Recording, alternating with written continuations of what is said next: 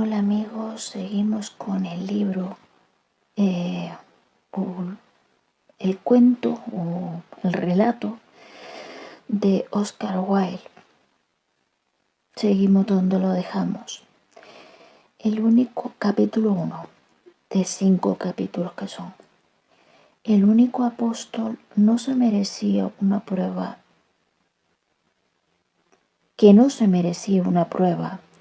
era Santo Tomás, y Santo Tomás fue el único apóstol que la tuvo.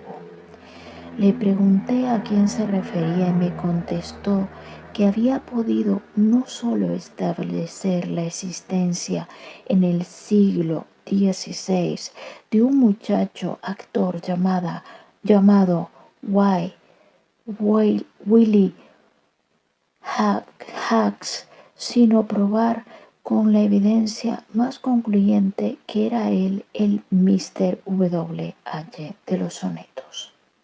No quiso decirme entonces nada más, pero después de la cena sacó solemnemente el cuadro que te enseñé y me dijo que no había descubierto por mera casualidad, clavado en el costado de un viejo cofre que había comprado en una casa de labranza de Warwickshire, el cofre mismo, que era una muestra muy hermosa del trabajo isabelino, se lo había llevado consigo naturalmente, y en el control del panel central estaba indudablemente y en el centro del panel central estaba indudablemente grabadas las iniciales WH. Era este manograma lo que había atraído su atención y me dijo que no fue hasta después de tener varios días el cofre en su poder cuando pensó en hacer el examen cuidadoso de su interior. Una mañana, sin embargo, vio que uno de los lados del cofre era mucho más grueso que el otro, y mirando más de cerca descubrió que estaba sujeto a él un cuadro pintado en madera con su marco.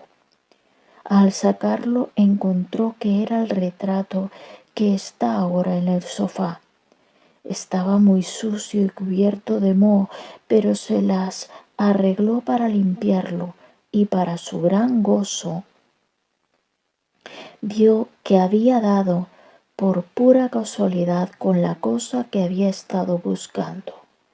Aquí estaba un auténtico retrato de Mr. W.H., con su mano descansando sobre la página de la dedicatoria de los sonetos, y en el marco mismo podía verse débilmente el nombre del joven escrito en negro con letras uncial sobre fondo de oro deslustrado: Mr. Will Hughes. Pues bien, ¿qué iba a decir yo? Nunca se me ocurrió ni por un momento que Cyril Graham estuviera gastándome una broma, ni que estuviera intentando demostrar su teoría por medio de una falsificación. Pero, ¿es una falsificación?, pregunté yo. Desde luego que lo es, dijo Erskine. Una falsificación muy buena, pero una falsificación al fin y al cabo. Pensé entonces que Cyril estaba bastante tranquilo respecto a todo el asunto, pero me acordé de que una vez me había dicho que él no necesitaba pruebas de ninguna clase y que creía que la teoría estaba completa sin ellas. Yo me reí de él y le dije que sin ellas las teorías vendrían abajo, y le felicité calurosamente por el maravilloso descubrimiento.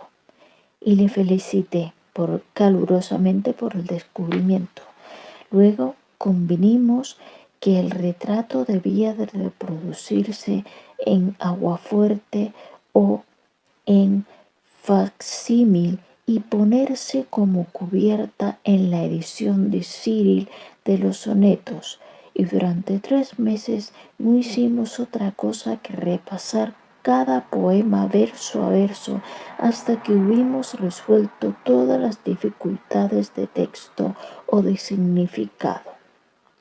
Un día, maldado, estaba yo en una tienda de grabados de Holborn cuando vi sobre el mostrador unos dibujos a punta seca extremadamente bellos.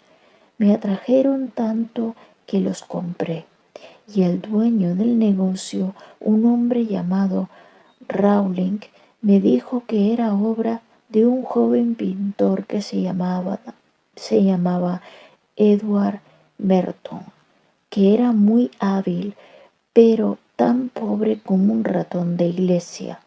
Fui a ver a Merton unos días después, habiendo conseguido su dirección por el vendedor del grabados, y me encontré con un joven pálido, interesante, con una esposa de aspecto bastante vulgar, su modelo, supe después. Le dije cuánto admiraba sus dibujos, a lo que pareció muy complacido, y le pregunté si querría enseñarme algo del resto de su obra. Cuando estábamos examinando una carpeta llena de cosas realmente hermosas, pues Marton tenía un toque delicado y delicioso, me fijé de pronto en un dibujo del retrato de Mr. W.H. No había duda alguna sobre ello.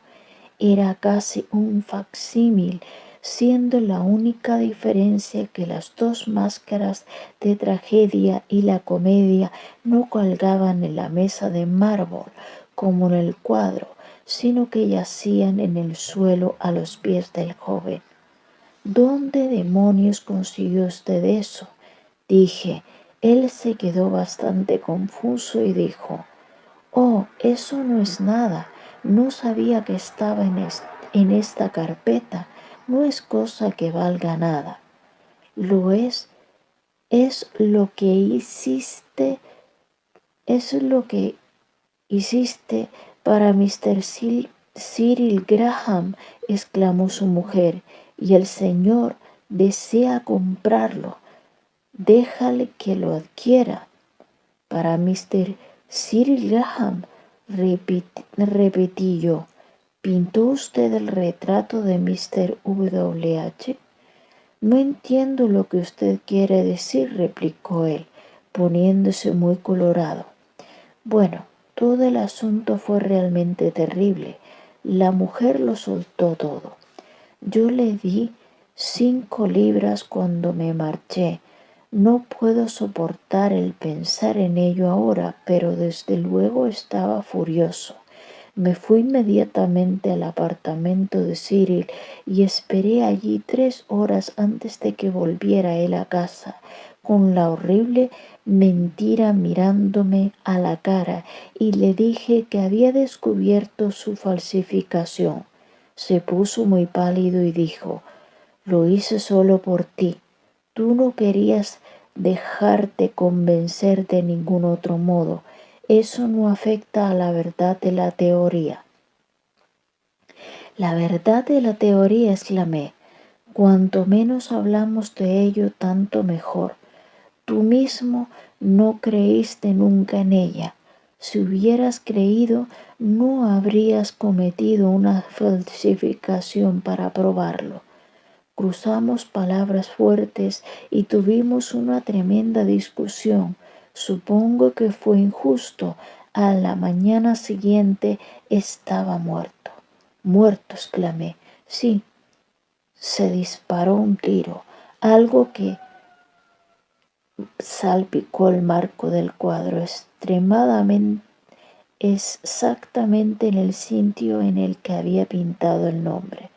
Cuando yo llegué, su criado había enviado a buscarme inmediatamente. Ya estaba allí la policía. Había dejado una carta para mí, escrita evidentemente en la mayor agitación y agotamiento mental. ¿Qué ponía?, pregunté. Oh, que creía absolutamente en Will Hughes y que la falsificación del retrato la había hecho simplemente haciéndome una concesión y que no invalidaba en lo más mínimo la verdad de la teoría, y que a fin de probarme qué firme e inquebrantable era su fe en todo el asunto, iba a ofrecer su vida en sacrificio del secreto de los sonetos. Era una carta necia y demencial. Recuerdo que terminaba diciendo que me confiaba la teoría de Willie Hughes y que me tocaba a mí presentarla al mundo y desvelar el secreto del corazón de Shakespeare. Es una historia la mar de trágica, exclamé, pero ¿por qué no realizaste sus deseos? Skine se encogió de hombros. Porque es una teoría completamente errónea desde el principio al fin, respondió. Mi querido Erskine, dije levantándome de mi asiento, estás enteramente equivocado respecto a todo ello. Es la única clave perfecta a los sonetos de Shakespeare que se ha hecho. Está completa en todos sus detalles. Yo creo en Will Hughes. No digas esto, dijo Erskine gravemente. Creo que hay algo fatal en la idea intelectualmente no hay nada que decir en su favor. Yo he entrado a fondo en el asunto y te aseguro que la teoría es enteramente falaz. Es plausible hasta cierto punto, luego no llega más allá. Por amor del cielo, mi querido muchacho, no resucites el tema de Will Hughes, te destrozará el corazón. Erskine, repliqué, tienes el deber de entregar esta teoría al mundo. Si no quieres hacerlo tú, lo haré yo. Erskine, repliqué, tienes el deber de entregar la teoría al mundo. Si no quieres hacerlo tú, lo haré yo. Al retenerla, estás traicionando la memoria de Cyril Graham, el más joven y el más espléndido de todos los mártires de la literatura. Te ruego que le hagas justicia. Murió por ello, no dejes que su muerte sea vana. Erskine me miró lleno de asombro. Te has dejado llevar por el sentimiento de toda esta historia, dijo. Olvidas que una cosa no es necesariamente verdad porque un hombre muera por ella. Ya era amigo leal de Cyril Graham. Su muerte fue un rudo golpe para mí del que tardé años en rehacerme y no creo que me haya rehecho nunca. Pero respecto a Will Hughes, no hay nada en la idea de Will Hughes. No existió nunca tal persona.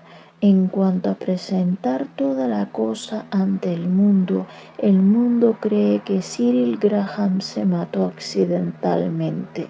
La única prueba de su suicidio estaba en el contenido de la carta que me escribió. Y de esta carta el público nunca ha tenido noticias. Hasta hoy Lord Credington piensa que la cosa fue un accidente. Cyril Graham sacrificó su vida por una gran idea, respondí, y tú no quieres hablar de su martirio, habla al menos de su fe. Su fe dijo Erskine. Se adhirió a algo que era falso, a algo que era erróneo, a algo que ningún especialista shakespeariano aceptaría ni por un instante. Se refería de la teoría, se reirían de la teoría. No hagas el ridículo, ni sigas una pista que no lleva a ninguna parte. Empieza por asumir la existencia de la persona misma cuya existencia es lo que hay que probar. Además, todo el mundo sabe que los sonetos se dirigieron a Lord Pennypack. La cuestión quedó zanjada una vez por todas. La cuestión no está zanjada, exclamé. Tomaré la teoría donde Cyril Graham la dejó y demostraré al mundo que él tenía razón. Necio muchacho, dijo Erskine, vete a casa, son más de las 2, y no pienses más en Will Hughes. Siento el haberte hablado de ello y lamento muchísimo ciertamente el haberte convertido a una cosa en la que yo no creo. Tú me has dado la clave del mayor misterio de la literatura moderna, repliqué, y no descansaré hasta que no te hayas hecho reconocer, hasta que no haya hecho que todo el mundo reconozca que Cyril Graham fue el más sutil de los críticos de Shakespeare de nuestro tiempo. Cuando iba de camino a casa, atravesando St. James Park, rompía el alba sobre Londres. Los blancos cisnes yacían dormidos en el lago bruñido y el adusto palacio parecía de púrpura recortado en el cielo verde pálido. Pensé en Cyril Graham y mis ojos se llenaron de lágrimas. Bueno amigos, lo dejamos hasta aquí. Terminamos la segunda parte del capítulo 2 de la historia de Oscar Wilde, el retrato de Mr. W.H. Gracias por estar ahí. Besitos, cuídense mucho.